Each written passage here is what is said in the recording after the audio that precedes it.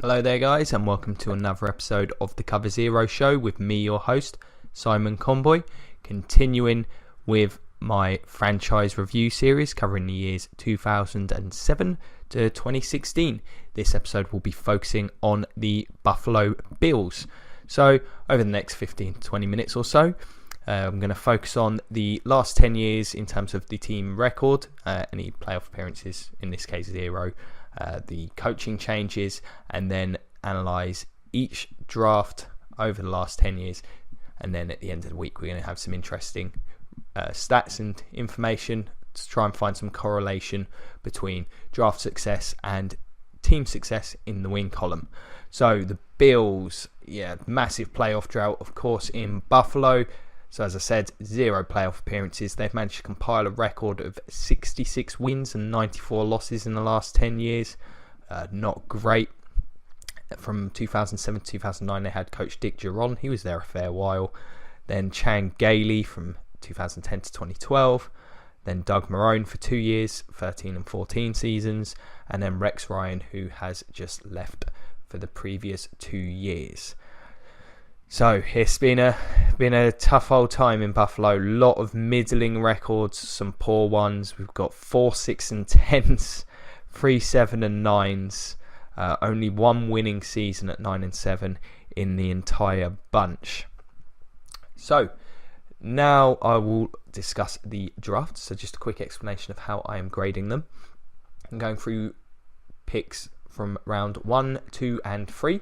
Going through each individual pick, saying whether that pick was a success and giving the team a score of +1 for each of those. If they're mediocre, middling for that pick, they will get a score of 0. And if the player was a flat out bust, they will contribute a score of -1. Players selected from rounds 4 through 7, they will be mentioned as value picks and add a score of +1. Frankly, doing this research has really shown just how few of these guys ever even play a snap in the league, let alone make any kind of contribution, so I don't feel it's worth going through each one of those. First round picks are being graded a little more strictly and with a few more specifics. Of course, expectations being high for a top 10 pick as opposed to a player picked toward the end of the first round. So apologies if you've watched a few of these and you've had to hear me go through that over and over again.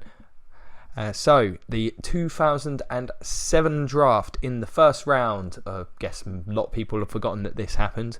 Marshawn Lynch was the 12th overall selection. He had some good years in Buffalo. I guess he's certainly got an interesting personality. It didn't really mesh there. Of course, his best years came with the Seahawks. But it all said, he had a good career with the Bills. It was a solid pick. It's just things didn't really work out there. Clearly, talent-wise worthy of the pick that was used. So that will go down as a solid, even if most of that time, most of his career and success came with Seattle. In the second round, Paul Posluszny, the linebacker, he had, again, pretty good career, currently with the Jags. He's been around a while, solid player, never really, been an exceptional player, but for a second round pick, he's had a really, really good career, so that has to go down as a solid pick. And in the third, Trent Edwards, who I remember, people were saying he could be the steal of the draft, the next Joe Montana, because apparently Bill Walsh really liked him. That wasn't the case, he was a bust. Moving on, got the 2008 draft class. Now, at the end of the week, I'm going to be doing my favourite 10 and my least favourite 10 draft classes over this time frame. This one may be a contender for the least favourite. So in the 2008 draft, we've got first rounder Leodis McKelvin with the 11th overall pick, the defensive back. Never really developed into a top corner. Maybe in the second or third, I could have went with a mediocre or solid pick even. But for a number 11 overall pick, he's been a bust for them. In the second, James Hardy, the wide receiver, he did nothing with his career. He was a bust. In the third, Chris Ellis, a defensive end, also did nothing. He was a bust. The only reasonable pick here being in the 7th round, Stevie Johnson, the wide receiver. For a 7th round pick, he's had a great career. Has had a couple of good seasons. Reasonable player. He goes down as a value pick. Then moving on to the 2009 draft. In the first round, Aaron Mabin, the defensive end. clearly a bust there. He's achieved absolutely nothing in his career. Second first round pick, Eric Woods, the centre. He's made 2 Pro Bowls. He was the 28th overall pick. He's been a good player. I'm happy to grade that one as a solid pick. Still on the team. In the second round, Jairus Byrd, who obviously flamed out, having signed that big free agent contract with the Saints, but he was great during his time in Buffalo. So, going to give that a solid. And then also in the second, guard Andy Levitra. I believe he's currently playing for the Falcons. He had a good time whilst he was in Buffalo. Actually, was considered one of the better guards in the league. Not quite reached those heights since signing with the Titans at one point, and now he's with the Falcons. But that is another solid second round pick. He's a perfectly decent NFL offensive lineman. Moving on to the 2010 draft. This one also in competition for being one of the worst classes. CJ Spiller with the 9th overall pick, the running back, has to be classed as a bust. He's not really done too much with his career. Again, one knows maybe in the second or third round I could have been a bit more lenient, but for a top 10 pick, definitely a bust. In the second, Terrell Troop, defensive tackle. He's done nothing in his career. That one has to go down as a bust. In the third, Alex Carrington, another defensive lineman. Again, he did nothing. Has to go down as a bust. So, disastrous draft there. No value picks to speak of either. The 2011 draft, we've got Marcel Darius with the 3rd overall pick. There's been some issues, suspension issues with him. Seems apparently like he can be a bit lazy. However, he's a really, really good player. 3rd overall, you can see the talent. Of course, had a couple of dominant scenes. I'm going to go with solid. That could change in the next couple of years, potentially, depending how things progress from here. But at the minute, solid overall player. In the second, Aaron Williams, the defensive back. He's the guy that got taken out this year by a brutal crackback block by Jarvis Landry. His career may be over, which is a shame because he'd been a pretty solid player for them. No grade there. Third, Kelvin Shepherd, defensive back. He's really been a bust. Hasn't really achieved anything. A couple of a value pick in Denoris Cersei and Chris Hairston, combining them to make one value pick because individually they probably don't constitute, but they're 2 reasonable 4th round picks who've contributed to that roster. Moving on to the 2012 draft. We've got Stephon Gilmore, who just signed a monstrous contract with the Patriots with the 10th overall pick. Outside of last season, he was very solid in his time with the Bills, so I'm going to give that one a solid. Cordy Glenn in the second. Fantastic values, a decent left tackle. That has to go down as a solid, really good value there. TJ Graham, wide receiver in the third. He's a bust. And in the fourth, Nigel Bradham, the linebacker, not spectacular by any means, but reasonable starter. He goes down as a solid value pick. Moving on to the 2013 draft, and man, this is such a bad draft class. At some point, I'm going to analyse first round classes, and this is definitely the winner for worst. So we've got EJ Manuel selected in the first round with pick 16, the quarterback. He's been a bust. In the second, Robert Woods, the wide receiver. I'm going to edge towards solid. I think he's okay. Perfectly competent starter. I think low-end second receiver. Probably one of his 3rd or 4th guy, really. But reasonable player. Also in the second, Kiko Alonso.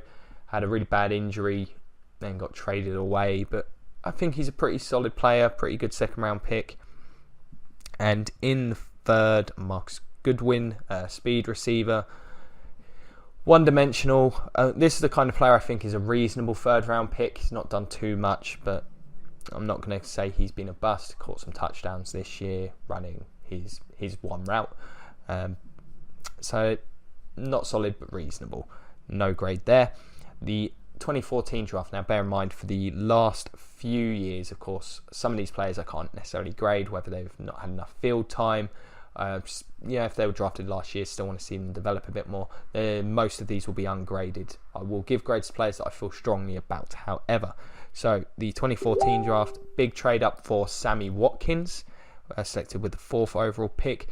When he's been healthy, he's been very good, so I'm going to give that one a solid for now. Of course, that could change in future. In the second, Cyrus Kwanjo, the tackle, he's done absolutely nothing. Would have to deem him a bust at this point. And in the third, Preston Brown, the linebacker, nothing really to say there. Moving on to 2015, we've got Ron Darby in the second. No first round pick due to the Watkins trade. He's a really good cornerback. Great pick in the second. Definitely a solid. In the third, John Miller. Not sure who that is. We'll see whether he adds anything. And in the fifth, Carlos Williams has been a pretty good backup running back. He goes down as a value selection. The 2016 draft, we've got Shaq Lawson, missed most of his rookie season. Unable to really give an opinion on that at this point. Similarly with Reggie Ragland, the linebacker, he missed the entire season. And Adolphus Washington, a defensive tackle, in the third. So really, this team has struggled to find productive players through the draft. I've only got 4 value picks, which is not particularly good.